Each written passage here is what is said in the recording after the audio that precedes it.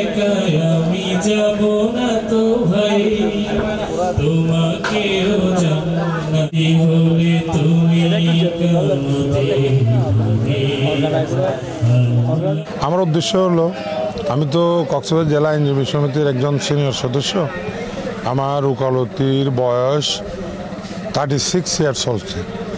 এখন আমি আমার এই অভিজ্ঞতার আলো থেকে আমি দেখে আসতেছি আমার আইনজীবীদের প্রধান যেটা কাছের পরিবার সেটা হলো আইনজীবী সমিতি। প্রথমে একে অপরকে আইনজীবীরাই পায়, আইনজীবী সমিতিকে পায়।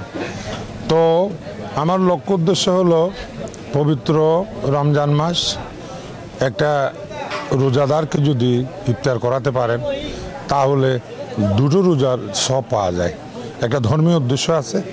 দ্বিতীয়ত যেটা হলো যে এই যে রোজা উৎসব পালন করা, ইফতার মাহফিল করা, এই উৎসবের মাধ্যমে হিন্দু, বৌদ্ধ, খ্রিস্টান, মুসলিম যারা আছেন সবাই একত্রিত হয়ে একটা ভ্রাতৃত্ব বন্ধনের সৃষ্টি হয়।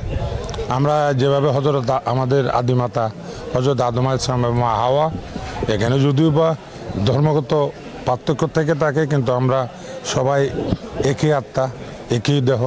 সেই দৃষ্টিকোণ থেকে একটা সামাজিকতা আর ধর্মীয় দৃষ্টিভঙ্গি সবগুলো মিলিয়ে আমি এই ধরনের ভাবনাটা করেছি এবং এই আয়োজনটা করতে গেছি। আসলে আমাদের আইনজীবী সমিতিতে সদস্য সংখ্যা তো 1250-এর উপরে।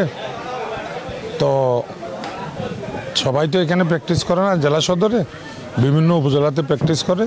তবে আমাদের এখানে 500-600 পর্যন্ত সর্বাধিক কক্সবাজার জেলা কোর্টে প্র্যাকটিস করেন।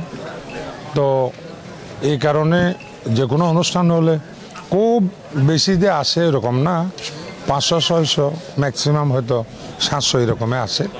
তো আমার টার্গেট ছিল যে হয়তো আমার ব্যক্তিগত উদ্যোগে যেহেতু এই আয়োজনটা, গত বৃহস্পতিবার আমাদের কক্সবাজার জেলা আইনজীবী সমিতির একটা ইফতার পার্টি হয়েছে যারা কনভেনশন সেন্টারে, সেখানেও সবাই এসেছিলেন। তো এটা আমার ব্যক্তিগত উদ্যোগ, এ কারণে আমি ভাবছিলাম যে হয়তো এখানে কম হবে।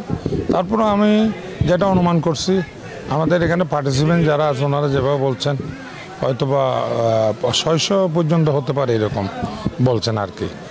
তো আমি খুশি, আমি আনন্দিত। এটা বারবারই আমি আবারও বলছি, আমি আল্লাহকে শুকরিয়া জানাই। আমি তো বর্তমানে কক্সবাজার জেলা আইনজীবী সমিতির সিনিয়র এক্সিকিউটিভ মেম্বার। তো এই অবস্থান থেকেও একটা চিন্তা করেছি আমাদের লয়ারদেরকে মানে এখানে একত্রিত করা।